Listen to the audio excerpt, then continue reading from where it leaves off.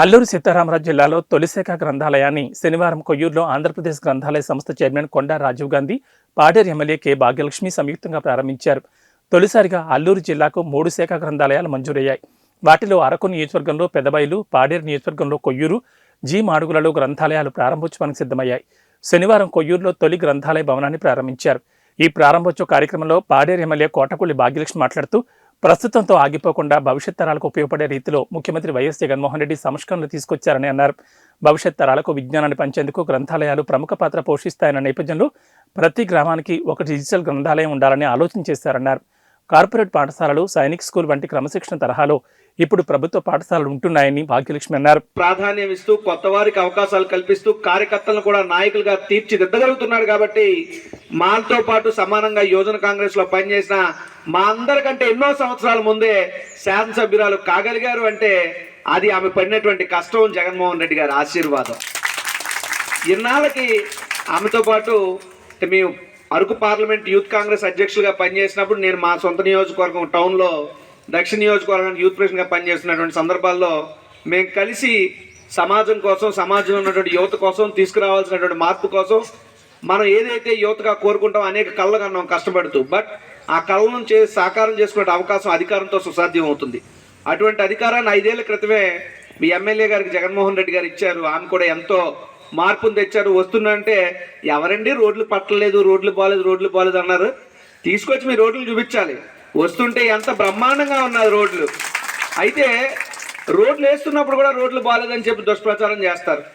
So ఎంతో మంచి జగన్మోహన్ రెడ్డి గారు చేస్తున్నప్పటికీ కూడా వంకలేనమ్మ డొంకటికి ఏడ్చింది అన్నట్టు, చెట్టు ఉన్న పళ్ళున్న చెట్టుకే రాళ్ళ దెబ్బలు అన్నట్టు ప్రభుత్వం మీద విమర్శలు చేస్తున్నారు. అయితే దానికి ఇప్పుడు జరుగుతున్న దానికి లింక్ ఏంటి? నేటి పౌరులే నేటి బాలలే రేపటి పౌరులు. మౌత్ పబ్లిసిటీ లాంటిది నిర్భయంగా నిలకడగా నిలబడుతుంది. అబద్ధం మాత్రం కొంతకాలమే ఇది చేస్తుంది. సో ఇప్పుడు మీరంతా విద్యార్థులు కాబట్టి మిమ్మల్ని అడుగుతున్నా, మీ అందరికీ జగన్మోహన్ రెడ్డి గారు ప్రభుత్వం వచ్చిన తర్వాత స్కూల్లో యూనిఫామ్లు ఇచ్చారా? మంచి పుస్తకాలు ఇస్తున్నారా? బైలింగ్వల్ బుక్స్ వచ్చినాయా? పొద్దున్నే రాగి జావ ఇస్తున్నారా? బూట్లు ఇచ్చారా? బెల్ట్లు ఇచ్చారా? 8th క్లాస్ పైబడిన వాళ్ళకి ట్యాబ్లు వచ్చినాయా? బైజూస్ కంటెంట్ ఇచ్చారా? స్కూల్లో గ్రీన్ బోర్డులు, డిజిటల్ క్లాస్ రూమ్లు. సో ఇవన్నీ జగన్మోహన్ రెడ్డి గారు చేశారు కాబట్టి ఇచ్చారని రెస్పాన్స్ అది. సో జగన్మోహన్ రెడ్డి గారు మాటల్లో ఏదైతే చెప్పారో చేతల్లో అది గ్రౌండ్ లెవెల్లో జరుగుతుంది. అయితే ఈరోజు ఈ గ్రంథాలయ సంస్థ గురించి కూడా మీకు తెలియాలి. అసలు చిరిగిన చొక్కా అయినా వేసుకో కానీ మంచి పుస్తకం కొనుక్కో అన్నారు. కానీ జగన్మోహన్ రెడ్డి గారు ఏం చెప్తున్నారు? మీరు చిరిగిన చొక్కా కూడా వేసుకోక్కర్లేదు, మంచి పుస్తకం కూడా మీరు కొనుక్కోక్కర్లేదు, అన్నీ నేనే ఇస్తాను, మీరు బాగా చదవండి అని చెప్తున్నాడు. సో ఖచ్చితంగా జగన్మోహన్ రెడ్డి గారు ఒక అభినవ అంబేద్కర్గా, అభినవ పూలేగా, అభినవ గాంధీజీగా మనం ఎందుకు అభివర్ణించకూడదు? ఖచ్చితంగా ఈ గ్రంథాలయ సంస్థను కూడా గత పాలకులు ఎవరూ పట్టించుకోలేదు. సుమారు చైర్మన్ లేకుండానే ఈ గ్రంథాలయ సంస్థ గతంలో 10 ఏళ్ల పాటు నడిచింది. ఇన్ఛార్జ్ చైర్మన్ల పరిస్థితుల్లో, అద్దె భవనాల్లో రానటువంటి సెస్ ట్యాక్స్, అస్తవ్యస్తం అయిపోయినటువంటి ఈ గ్రంథాలయ సంస్థ డిపార్ట్మెంట్ ని జగన్మోహన్ రెడ్డి గారే గాడిలో పెట్టారు. మీ అందరికీ తెలియాలి కాబట్టి చెప్తున్నా, మీడియా మిత్రులు కూడా ఉన్నారు కాబట్టి చెప్తున్నా. ముఖ్యమంత్రిగా జగన్మోహన్ రెడ్డి గారు అయిన తర్వాత గ్రంథాలయ సంస్థ బాధ్యతలు మాకు అప్పచెప్పిన తర్వాత మేమేం చేసామో కూడా చెప్పాలి. సుమారు జనరల్ బుక్స్ ఆఫ్ పర్చేస్, గ్రంథాలయం అంటే ఏంటి? బుక్సే కదా. బుక్స్ కావాలనే కదా వేదిక మీద ఉన్న పెద్దలందరూ అడుగుతున్నారు. కానీ గత ప్రభుత్వాలు జనరల్ బుక్స్ ఆఫ్ పర్చేస్ 10 ఏళ్ళు అయింది కొని. 10 ఏళ్ల క్రితం ఒక్క పుస్తకం వల్ల 10 ఏళ్ల తర్వాత జగన్మోహన్ రెడ్డి గారు వచ్చి ఎప్పుడన్నా పుస్తకాలు కొంటే 10 లక్షలు 20 లక్షలు ఇచ్చారు జిల్లాకి. కానీ జగన్మోహన్ రెడ్డి గారు ఎంత ఇచ్చారో తెలుసా? ఆయన వచ్చిన తర్వాత ఒకే సంవత్సరంలో 1,10,00,000 రూపాయలు బడ్జెట్ ఇచ్చి పుస్తకాలు కొనండి పిల్లలకి అని చెప్పారు.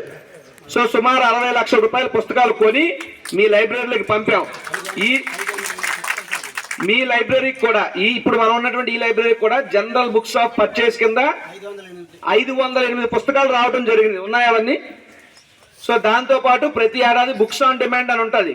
మేం పెట్టిన పుస్తకాలు మీరు చదవడం కాదు, మీకే షెడ్యూల్లో కూడా భావి తరాలకి ఉపయోగపడేలాగా ఈ రోజు ఆయన తీసుకున్నటువంటి నిర్ణయాలు మనకు కనిపిస్తా ఉన్నాయి.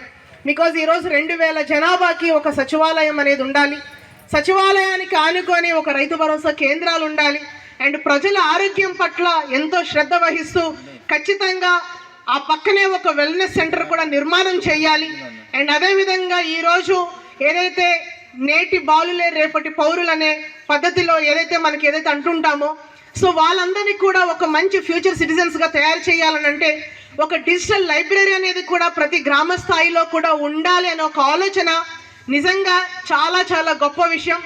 అది సామాన్యంగా ఒక పొలిటికల్ లీడర్కి వచ్చే ఆలోచన కాదు. ఒక లీడర్ అనే వ్యక్తి ఫ్యూచర్ గురించి ఆలోచన చేసి నాతో పాటు అందరూ కూడా బాగుండాలని ఒక ఆలోచన చేసేలాంటి ఒక మంచి వ్యక్తికి మాత్రమే అలాంటి గొప్ప గొప్ప ఆలోచనలు వస్తాయి. సో ఆ ఆలోచనలో భాగంగానే ఈరోజు ఇన్ని సంస్కరణలు కానివ్వండి, సో వస్తున్నటువంటి ఇన్ని మార్పులు, ఒక అడ్మినిస్ట్రేటివ్ సెక్షన్లో కూడా ఇన్ని చేంజెస్ కూడా అంటే ఇన్ని మార్పులు కూడా మనం చూస్తున్నామనంటే అది ఓన్లీ జగన్మోహన్ రెడ్డి గారి లీడర్షిప్లో మాత్రమే జరుగుతుంది. అది మనం అందరం కూడా చూస్తున్నాము, అది ఒప్పుకోక తప్పదు. సో ఇలాంటి ఒక చక్కటి మాకు తెలుసు బికాజ్ అండ్ హీఈస్ లైక్ మంచి స్పోక్స్ పర్సన్ కూడా. చాలా డిబేట్స్లో కూడా మన పార్టీ తరఫున ఆయన చాలా టీవీస్లో కూడా షోస్లో ఇస్తూ ఉంటారు. అండ్ ఇలాంటి వ్యక్తులు ఒక మంచి సంస్థకి చైర్మన్గా గౌరవ ముఖ్యమంత్రి గారు నియమించినప్పుడు 100% ఎఫర్ట్స్ పెట్టి ఆ పోస్ట్కి జస్టిఫై చేస్తారని నమ్మకం మా అందరికీ ఉంది. సో మా ఏజెన్సీలో ముఖ్యంగా సో ఏదైతే మారుమూల గిరిజన ప్రాంతంలో సో గతంలో పరిస్థితులు మనం చూసాము, ఇప్పుడున్నటువంటి పరిస్థితులు చూసాం. అండ్ ఈరోజు మేము ఛాలెంజ్ చేసి చెప్పగలుగుతున్నాం, ఈరోజు మా స్కూల్స్ కానివ్వండి, మా హాస్పిటల్స్ కానివ్వండి, మా అంగన్వాడీస్ కానివ్వండి, నాడు నేడు అనే అద్భుతమైనటువంటి కార్యక్రమంలో భాగంగా ఈరోజు ఎంతో చక్కటి బిల్డింగ్స్, నాకు తెలిసి ప్రైవేట్ ఇన్స్టిట్యూట్స్ కూడా అంత చక్కటి బిల్డింగ్లు నిర్మాణం చేయరు, అదేవిధంగా అంత చక్కటి ఇన్ఫ్రాస్ట్రక్చర్ కూడా కల్పించినటువంటి దాఖలాలు ప్రైవేట్ సెక్టార్లో కూడా ఎక్కడ లేదు. సో అలాంటిది ఒక గవర్నమెంట్ సెక్టార్లోని ఈరోజు గవర్నమెంట్ స్కూల్స్ చూస్తే, ఈరోజు పిల్లలు చూస్తే చేపట్టినందుకు నిజంగా ధన్యవాదాలు తెలియజేస్తున్నాను. అండ్ నూతనంగా ఏర్పడినటువంటి అల్లూరి సీతారామరాజు జిల్లా, సో గతంలో మనంతా కూడా ఉమ్మడి విశాఖపట్నం జిల్లాలో ఉండేవాళ్ళం, కానీ ఎప్పుడైతే జిల్లాలు పెరిగిందో మనందరం కూడా అల్లూరి సీతారామరాజు జిల్లాలో వచ్చినప్పుడు నీతి ఆయోగ్ ఏదైతే 3 జిల్లాల్ని అల్లూరి సీతారామరాజు జిల్లా, మన్యం పార్వతీపురం అండ్ కడప, వైఎస్ఆర్ కడప, దీంట్లో ఒక ఆస్పిరేషనల్ డిస్ట్రిక్ట్లో భాగంగా దాదాపుగా 2 కోట్ల రూపాయల వరకు మనకి ఇవ్వటం జరిగింది. సో మన కొయ్యూరు ఈ 5 లక్షల రూపాయలు ఆల్రెడీ కలెక్టర్ గారు శాంక్షన్ ఇచ్చేశారు, ఇంకా ఎగ్జిక్యూట్ చేయాల్సినటువంటి బాధ్యత ఎంతైనా ఉంది. అండ్ ఇందాక లైబ్రరీ అని చెప్పారు, అదేవిధంగా సెక్రటరీ గారు కూడా చాలా విషయాలు మాట్లాడారు.